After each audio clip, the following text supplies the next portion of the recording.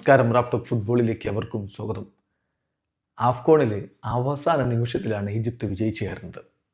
ഒരു ഗോളിന് പുറകിൽ പോയ ടീം ഉമർ മർമോഷിൻ്റെ ഗോളിൽ ഒപ്പം പിടിച്ചിട്ട് 90 മിനിറ്റ് കഴിയുമ്പോഴും മത്സരം 1-1 സമനില. സിംബാബ്വെയോട് സമനിലയും കൊണ്ട് കളിക്കളം വിടേണ്ടി വരുമോ എന്ന് തോന്നിച്ച ഘട്ടത്തിലാണ് സാക്ഷാൽ ഈജിപ്ഷ്യൻ കിങ് മോ സലയുടെ ഗോൾ പിറക്കുന്നത്. യെസ്, സലയെ നിങ്ങൾക്ക് കളിയുടെ അവസാന നിമിഷം വരെ എഴുതിത്തള്ളാൻ പറ്റില്ല.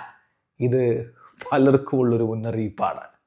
ഏതായാലും സലയുടെ ആ ഗോളിൽ 2-1 സിംബാബ്വെയെ പരാജയപ്പെടുത്തിയിരിക്കുന്നു ഈജിപ്ത്. കളിയിൽ 20ാമത്തെ മിനിറ്റിൽ ഡ്യൂബയിലൂടെ സിംബാബ്വെയാണ് ലീഡെടുത്തത്. ആദ്യ പകുതി അവസാനിക്കുമ്പോൾ അവർ ഏകപക്ഷീയമായ ഒരു ഗോളിന് മുന്നിലായിരുന്നു. രണ്ടാം പകുതിയിൽ 64ാമത്തെ മിനിറ്റിൽ ഉമർ മർമോഷിലൂടെ ഈജിപ്ത് ആ ഗോൾ മടക്കി 1-1 സമനില കൊണ്ട് തൃപ്തിപ്പെടേണ്ടി വരും എന്ന് തോന്നിച്ച ഘട്ടത്തിലാണ് ഒടുവിൽ സലായുടെ ഗോൾ പിറക്കുന്നത്. 2-1 ഈജിപ്ത് വിജയിച്ചു കയറി. ഈ കളിയിൽ സല ഒരു ഗോള്, അത് വിന്നിങ് ഗോൾ അടിച്ചു.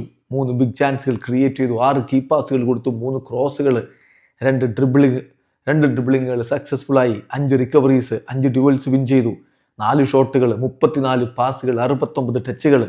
മികച്ച പ്രകടനം തന്നെ അദ്ദേഹം നടത്തിയപ്പോൾ ഈജിപ്ത് ഒടുവിൽ വിജയിച്ച് കയറിയിരിക്കുന്നു. എന്തായാലും ഗ്രൂപ്പ് ബിയിൽ സൗത്ത് ആഫ്രിക്കയാണ് ഇനി ഒരു പ്രധാന എതിരാളി. പിന്നെ അങ്കോളയുമുണ്ട്.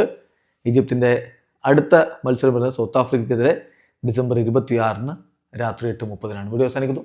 ഫുട്ബോൾ ലോകത്തെ കൂടുതൽ വിശേഷങ്ങളുമായി റാഫ് ടോക്സിൽ എത്താം.